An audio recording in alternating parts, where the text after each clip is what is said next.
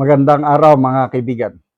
Bigyan natin ng reaction, opinion itong post ni Sir Jen De Leon or si Brigadier General Orlando De Leon. Ano? Sabi lang niya, ha ha ha ha ha, Aztec John Beck fights! Ito, may pahayag si Secretary John Beck Rimulya na buisit na siya kay Trillanes. Kasi nagpapalitan sila ngayon ng mga maanghang, mabibigat na salita. Sinisisi ni Trillanes itong si John Beck na kung hindi lang palaging press con sana na naaresto si Bato. Parang nasaan na yung 10,000 strong uh, task force mo para maghuli kay Bato. Ayan, nag-away-away na sila.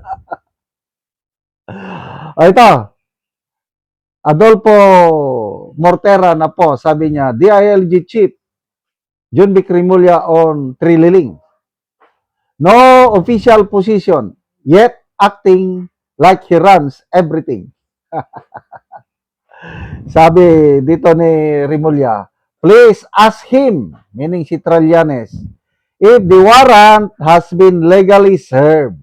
As far as I know, he is not part of the PCTC or the Philippine Center on Transnational Crime.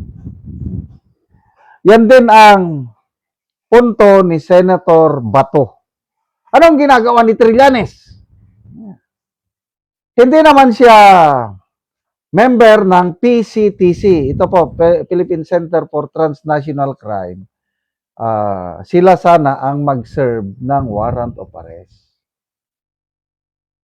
Hindi naman siya member. Bakit nandun siya? Kaya tama itong si Secretary John Vic na hindi siya member. Bakit siya nandun? Ang sagot naman ni Trillanes, hinamon ako ni Bato na samahan ko daw ang mag-aaresto sa kanya, kaya sumama ako. Ano ba ito? Para siyang hindi senador. Nang dahil lang ba yun, kaya sumama siya? Tapos ngayon, as if he runs everything. Hindi siya member ng DOJ. Hindi siya member ng Interpol, as if wala siyang papel sa gobyerno. Bakit siya nakikialam? Kaya, I don't know what will happen kay Trillanes in the long run, sino ba yung nagsabi no na isang economist?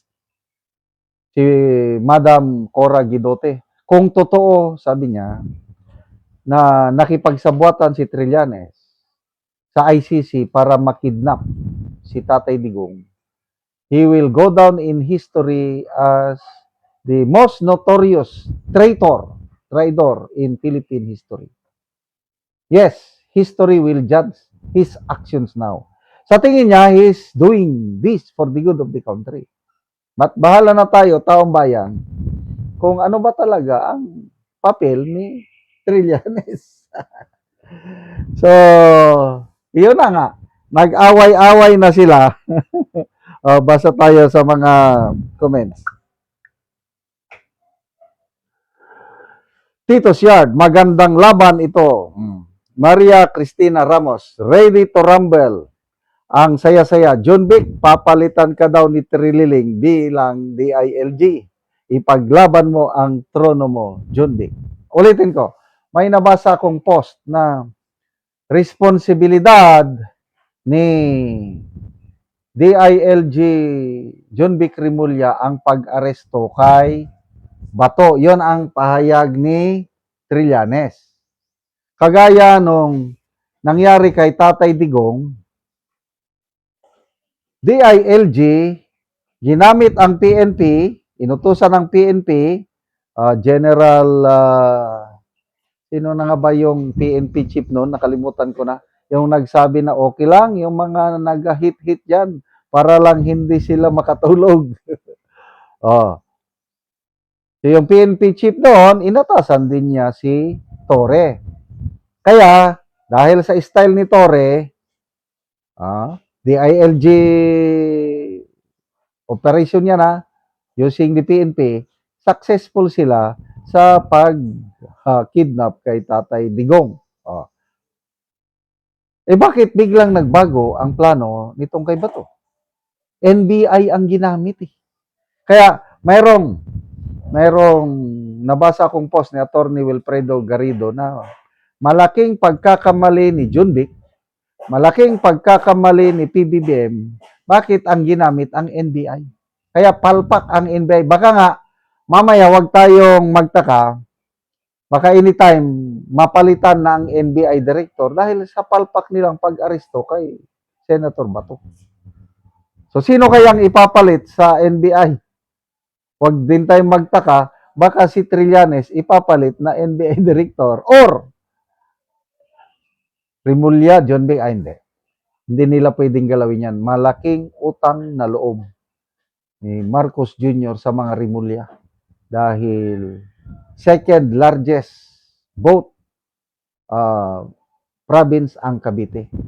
Mula 1970s daw, nagtutulungan na ang Rimulya at Marcos. Kaya hindi nila pwedeng galawin. NBI, tignan ninyo, baka may nagalit na dyan. May nabasa akong thumbnail lang na ang utak daw sa pagpapaaresto kay Bato ay hindi opisyal ng gobyerno, isang babae, wag ko na lang pangalanan. Nabisto, itong babaeng ito, siya ang utak. O ngayon, anong gagawin nila kay Bato? Kahit ang makakapag-paaresto na lang kay Bato ay ang Philippine Court. Kaya salamat naman at ang Korte Suprema umaksyon na kaagad doon sa kasong isinampa ni Bato sa Supreme Court laban sa Marcos Jr. administration. Pinablis na ito ng Supreme Court yung kaso and we expect, siguro, I don't know kung may oral arguments, pinasagot na sila ng itong admin ng Supreme Court. Sana magdesisyon ang Supreme Court pabor sa hustisya. Kasi soberenya ng bansa ang nakataya. Papabayaan na lang ba natin na any ordinary Pilipino, pag naisyuhan ng warrant of arrest galing sa ICC, damputin na hindi na dadaan sa Philippine Court? That will be a sad day for our country's sovereignty kung mangyari. Kaya lang ako, naniniwala ko sa Supreme Court na gagawin nila ang tama. Salamat mga kaibigan sa inyong pagsubaybay sa channel na ito. Nakakatulong kayo ng malaki sa tribong Talandig ng Bukidnon dahil ang income natin sa channel na ito is pantulong sa tribo.